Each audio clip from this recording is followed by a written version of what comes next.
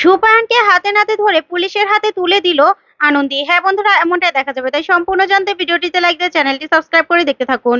গল্পের শুরুতেই দেখা যাবে আনন্দীকে বিজয়া নিজের হাতে খাবার খাইয়ে দেয়। তখনই আনন্দীর চোখ বেয়ে জল পড়তে থাকে। তখন বিজয়া বলতে থাকে, কি রে আনন্দী মা, কি হয়েছে? তখন আনন্দী বলতে থাকে, জানো তো মা, সেই ছোট্টবেলায় মা এভাবে খাবার খাইয়ে দিত, কিন্তু আমার তো ঠিকমতো মনেও নেই বলো। আর এত বছর পরে এসে তুমি আজকে আমাকে খাবার খাইয়ে দিলে, তার জন্য না মায়ের কথা খুব মনে পড়ছে। তখন বিজয় বলতে থাকে, আনন্দী মা, তোকে এখন থেকে আমি খাবার আরো খাইয়ে দেবো, তুই একদম চিন্তা করবি না। তখন আনন্দী বলতে থাকে, সত্যি মা, সত্যি তুমি আমাকে সবসময় খাবার খাইয়ে দিবে তো? তখনই আদি বলতে থাকে, আচ্ছা মা, হয়েছে তো, অনেক হয়েছে, তুমি পরে আবার খাবার খাওয়াবে, ঠিক আছে? তখন আনন্দী বলতে থাকে, দেখেছো মা, তোমার ছেলে কত হিংসুটে। আচ্ছা ঠিক আছে, আমি আর খাবো না। এই বলে আনন্দী চলে গেলে বিজয়া আদিকে বলতে থাকে, আদি, তোর জন্য মেয়েটা আর খাবার খেতে পারলো না। তখন আদি বলতে থাকে, মা, ওকে পরীক্ষাটা দিয়ে আসুক, তারপরে না হয় আবার খাবার খাওয়াবে, ঠিক আছে? এবার তো পরীক্ষা দিতে যেতে হবে। তারপরে আনন্দী হাত ধুয়ে আসলেই দেখা যাবে দই নিয়ে হাজির হয়ে যায় ঠাম্মি। তখনই আনন্দী বলতে থাকে, ঠাম্মি এটা কি? তখন ঠাম্মি বলতে থাকে, দিদি ভাই, কোনো শুভ কাজ করার আগে মিষ্টি খেয়ে যাওয়া ভালো, একটু খেয়ে নে ভালো হবে।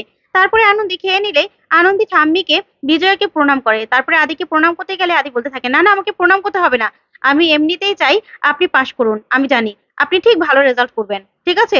তখন আনন্দী বলতে থাকে, স্যার একটু আশীর্বাদ করুন না। তারপর বিজয় বলতে থাকে, আদি, একটু আশীর্বাদ কর মেয়েটাকে। তখন আদি বলতে থাকে, মা বললাম তো, উনি এমনিতেই পাশ করবে। তখনই ঠাম্মি আর বিজয়া আদির হাত ধরে চেপে ধরে আর আনন্দী প্রণাম করে আর বলতে থাকে, স্যার এবার আশীর্বাদ করুন। তারপরে আদি বলতে থাকে, ঠিক আছে আশীর্বাদ করি, আপনি ভালো রেজাল্ট করুন, এবার চলুন তো। তারপরে দুজন বেরিয়ে যায়। ওইদিকে দেখা যাবে আনন্দী আর আদি কলেজের সামনে এসে দাঁড়ায়। ওইদিকে সুপায়ন মনে মনে ভাবতে থাকে, আনন্দী, তুমি খুব তাড়াহুড়ো করছো না, পরীক্ষা দেবে, কত শখ তোমার, ইচ্ছে, আজকে না সব ইচ্ছের মধ্যে আমি জল ঢেলে দেবো, দেখবো, আমিও দেখবো তুমি কি করে পরীক্ষাটা দাও, আমিও না তৈরি হয়ে এসেছি। এই বলে সুইপার সেজে সেখানে দাঁড়িয়ে থাকে সুপায়ন। তারপরে দেখা যাবে আনন্দী আদিকে বলতে থাকে, স্যার আমরা তো চলে আসলাম, কিন্তু আমার না বড্ড ভয় করছে। তখনই আদি বলতে থাকে, না আনন্দী, একদম ভয় পাবেন না, আমি জানি আপনি ঠিক ভালো রেজাল্ট করবেন, ঠিক আছে? তখনই আনন্দী বলতে থাকে, তারপরেও স্যার আমার কেন জানি না খুব নার্ভাস লাগছে। তারপরে আদি বলতে থাকে, দাঁড়ান, আপনাকে না আমি আজকে এমন একটা অস্ত্র দেবো যেটা দিয়ে আমিও এই এন্ট্রান্স পরীক্ষা দিয়েছিলাম, বুঝতে পেরেছেন? তারপরে আদি নিজের কলমটা বের করে দেয়। তখন আনন্দীকে বলতে থাকে, নিন, এটা আমার আশীর্বাদ আপনার জন্য, এটা দিয়ে আপনি পরীক্ষা দেবেন, ঠিক আছে? তখনই আনন্দী বলতে থাকে, স্যার আপনি এত বড় একটা জিনিস দিলেন আমাকে, আপনাকেও নিশ্চয়ই এটা কেউ দিয়ে এই ডাক্তারি পরীক্ষার দিকে এগিয়ে দিয়েছিল। কে দিয়েছিল স্যার, আমার না খুব জানতে ইচ্ছে করছে। তখন আদি বলতে থাকে, বাবা দিয়েছিল। তখন এই কথা শুনে আনন্দী বলতে থাকে, বাবা? তখনই আদি বলতে থাকে, হ্যাঁ, ডক্টর লাহিড়ীর সঙ্গে আমার যাই হয়ে যাক না কেন, উনি তো আমার পিতা, আর ওনার জন্যই তো আমি এই ডক্টরের পরীক্ষাটা দিতে পেরেছিলাম, ডক্টর হতে পেরেছি, সেটা তো আর মিথ্যে নয় আনন্দী। তখন আনন্দী মনে মনে বলতে থাকে, স্যার যত কিছুই বলুক না কেন, নিজের বাবাকে খুব মিস করে সেটা আমি জানি, আমি যে করে হোক দুজনকে আবার মিলিয়ে দেবো। তখন আদি বলতে থাকে, আনন্দী, কি ভাবছেন আপনি?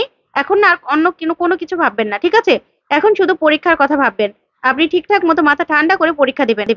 আপনাকে আপনার স্বপ্নের দিকে এগিয়ে যেতে হবে, মাত্র 1.5 ঘন্টার মধ্যে আপনার স্বপ্ন পূরণ করতে হবে, ঠিক আছে?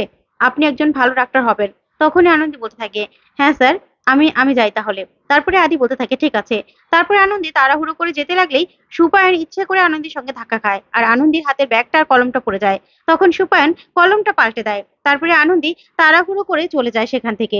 তারপরে আনন্দী দেখা যাবে ভিতরে যায় ক্লাসরুমে। গেলেই আদিকে দেখতে পায় দাঁড়িয়ে থাকতে। তখন আনন্দী আদিকে হাত নাড়ালে আদিও অল দ্য বেস্ট বলে। তখন আনন্দী মনে মনে বলতে থাকে, স্যার এখনো দাঁড়িয়ে আছে আমার জন্য, স্যার এতটা ভাবছে, আমাকে অল দ্য বেস্ট বললো। আমি না স্যারের সম্মান অবশ্যই রাখবো, স্যারের মান আমি রাখবোই, স্যারের জন্য হলেও আমাকে এই পরীক্ষাটা পাশ করতেই হবে। তারপরে আনন্দী নিজের জায়গায় গিয়ে বসে পড়ে। ওইদিকে সুপায়ন সেখান থেকে দৌড়ে ছুটে যায় আর বলতে থাকে, এখন তো পরীক্ষা অনেকক্ষণ হয়েছে আর আরম্ভ হয়ে গেছে, আনন্দী এবার তুমি শুধু একটুখানি লিখবে, তারপরে বম শেষ। তোমার সঙ্গে অনেক মেয়েরাই মরবে আমি জানি, স্টুডেন্টরা মরবে, কিন্তু আমার না কিছু করার নেই, কিচ্ছু করার নেই। তোমাকে শেষ করতে হলে আমাকে তো এতটুকু করতেই হবে আমাকে। তুমি না বড্ড বেশি বাড়াবাড়ি করছিলে, এত অল্প বয়সে তুমি ডক্টর হবে, আদিদেব লাহিড়ীর বউ হবে, সেই স্বপ্ন নিয়ে তুমি থাকো, কিন্তু তোমার এই স্বপ্ন তো পূরণ হবে না। আজকেই তুমি তোমার বাবার কাছে চলে যাবে।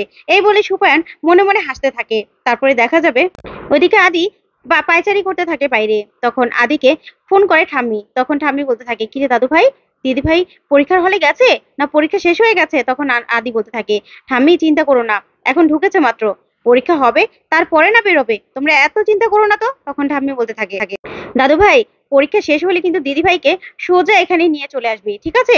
বাড়িতে নিয়ে আসবি। আমার দিদি ভাই ডক্টর হবে, লাহিড়ী বাড়ির বৌমারা যে ডক্টর হতে পারে, এবার আমার দিদি ভাই সেটা দেখিয়ে দেবে, আমি জানি তো। তখন আদি বলতে থাকে, হ্যাঁ ঠাম্মি, হ্যাঁ আমি জানি তো। তখন এই ঠাম্মি বলতে থাকে, শোন দাদু ভাই, তুই কিন্তু একদম কোথাও যাবি না, ঠিক আছে? তুই বাইরেই দাঁড়িয়ে থাকবি, দিদি ভাই পরীক্ষা দেবে তারপরেই বেরোবি। তখনই আদি বলতে থাকে, ঠাম্মি আমাকেও তো যেতে হবে বলো। আচ্ছা আমি তো বাইরেই আছি এখনো, তুমি একদম ভেবো না। তারপরে আদি ফোনটা রেখে দেয়। ওইদিকে আনন্দি মনে মনে বলতে থাকে, স্যার আমার জন্য এত ভাবছে, আমি স্যারের দেওয়া পরীক্ষা কলমটা দিয়ে পরীক্ষা দেবো। তারপরে দেখা যাবে ম্যাডাম চলে আসে আর সবাইকে খাতা প্রশ্ন দিয়ে দেয়। তখন আনন্দি বলতে থাকে, আনন্দি তুই পারবি, তুই পারবি, 1.5 ঘন্টার মধ্যে তুই সব প্রশ্নের উত্তর দিতে পারবি। তারপরেই ম্যাডাম বলতে থাকে, দেখো তোমাদের মধ্যে যা তোমাদের কাছে যা কলম যা কিছু আছে সব আমার কাছে দিয়ে দাও, ঠিক আছে? তখনই আনন্দি মনে মনে বলতে থাকে, কি ব্যাপার, আমি স্যারের দেওয়া কলমটা দিয়ে পরীক্ষা দিতে পারবো না? কি বলছে ম্যাডাম? না না, ম্যাডামের সঙ্গে আমাকে কথা বলতেই হবে। তখনই ম্যাডাম সবার কলমগুলো নিতে থাকে। ওইদিকে আনন্দি বলতে থাকে, ম্যাডাম আমি আমার কলমটা দিয়ে পরীক্ষা দিই না, আমার স্বামী আমাকে এই কলমটা দিয়েছে, আসলে এই পেনটা দিয়ে না সেও পরীক্ষা দিয়েছিল, তাই আমি চাই এই পেনটা দিয়ে আমি পরীক্ষা দেবো। বুঝতেই তো পারছেন, এটা আমার কাছে আশীর্বাদ স্বরূপ। তখনই ম্যাডাম বলতে থাকে, না এটা পারবেন না, কারণ নিয়ম সবার জন্য সমান, বুঝতে পেরেছেন? তখনই আনন্দি চোরাচুরি করতে থাকে আর বলতে থাকে, না ম্যাডাম আমি না এটা দিয়ে পরীক্ষা দেবো। তখনই ম্যাডাম বলতে থাকে, দেখুন আপনি বড্ড বাড়াবাড়ি করছেন, আপনি আমার কাছে কলমটা দিয়ে দিন। ওইদিকে দেখা যাবে আদিকে হসপিটাল থেকে ফোন করে। তখনই আদি বলতে থাকে, আচ্ছা ঠিক আছে আনন্দি, আপনি পরীক্ষা দিন, আমি জানি পরীক্ষা শুরু হয়ে গেছে, আপনার জন্য অনেক আশীর্বাদ রইলো। এই বলে আর আদি চলে যেতে লাগলে হঠাৎ করে বমটা ব্লাস্ট হয়। তখনই আদি আনন্দি বলে চিৎকার করে ওঠে আর সাথে সাথে সেখানে পৌঁছে যায় আর গিয়ে বলতে থাকে, আমার স্ত্রী আনন্দি রয়েছে, আমাকে যেতে দিন। কিন্তু কেউ যেতে দেয় না আদিকে। ওইদিকে দেখা যাবে ঠাম্মি আর বিজয়া বসে আছে। তখনই বিজয়া বলতে থাকে, মা টিভিটা একটু চালান না, দেখি টিভিতে কি নিউজ দেখাচ্ছে। তখন ঠাম্মি বলতে থাকে, না না বৌমা, ওটাতে আর কি দেখাবে, আমার না ভালো লাগছে না। তখনই বিজয়ের কথায় টিভিটা ছাড়লেই তখনই টিভিতে নিউজটা দেখে কান্নায় ভেঙে পড়ে বিজয়া আর ঠাম্মি। আর বলতে থাকে, আনন্দি, আনন্দিও তো সেখানে আছে। ওইদিকে আদি চিৎকার করতে থাকে, আনন্দি আনন্দি বলে। তখনই আনন্দি পিছন থেকে ছুটে আসে আর এসে বলতে থাকে, স্যার এই তো আমি। তখনই আদি সাথে সাথে আনন্দিকে জড়িয়ে ধরে আর বলতে থাকে, আনন্দি আপনি ঠিক আছেন তো? তখন আনন্দি বলতে থাকে, হ্যাঁ স্যার আমি ঠিক আছি। তারপরে ম্যাডাম সহ সবাই সেখানে চলে আসে। তখন ম্যাডাম বলতে থাকে, হ্যাঁ উনি তো ঠিক আছেই, ওনার জন্যই আমরা সবাই বেঁচে গেছি। তারপরে আনন্দিকে আদি বলতে থাকে, এসব কি করে হলো আর আনন্দি? তখন আনন্দি আদিকে সবটা খুলে বলে আর বলতে থাকে, স্যার আসলে ওই কলমটা কেউ পাল্টে দিয়েছিল, আর ওই কলমটা যখন আমি দেখতে পাই, ওই শব্দটা পাই, আসলে শব্দটা তো আমার খুব চেনা। তখনই আমি সবাইকে বেরিয়ে যেতে বললে সেখানে আমি রুমের মধ্যে কলমটা রেখেই তারপর বেরিয়ে যাই। তখনই বমটা ব্লাস্ট করে, জানেন আমার সন্দেহটা ঠিক ছিল। তখন আদি বলতে থাকে, আনন্দি আপনার কোথাও লাগেনি তো? তখন আনন্দি বলতে থাকে, না না স্যার আমার লাগেনি। তখনই ম্যাডাম বলতে থাকে, আপনার স্ত্রী অনেক বুদ্ধিমান, ওনার জন্য আমরা সবাই বেঁচে গেছি। তারপরে দেখা যাবে সেখানে পুলিশ চলে আসে আর এসে বলতে থাকে, ম্যাডাম আপনি কি বলছিলেন বলুন তো আবার। তারপরে আনন্দি পুলিশ অফিসারকে আবার সবটা খুলে বলে। তখন পুলিশ অফিসার বলতে থাকে, আপনাকে কলমটা কে দিয়েছিল? তখন আনন্দি বলতে থাকে, স্যার আমার হাজবেন্ড দিয়েছিল, কিন্তু আমার হাজবেন্ড যে কলমটা আমাকে দিয়েছিল এটা সেই কলম নয়, এটা মাঝখানে পাল্টে গিয়েছিল। আসলে এখানকারই এক ওয়াশম্যানের সঙ্গে আমার ধাক্কা খায়, তখনই হয়তো কলমটা পাল্টে গিয়েছিল।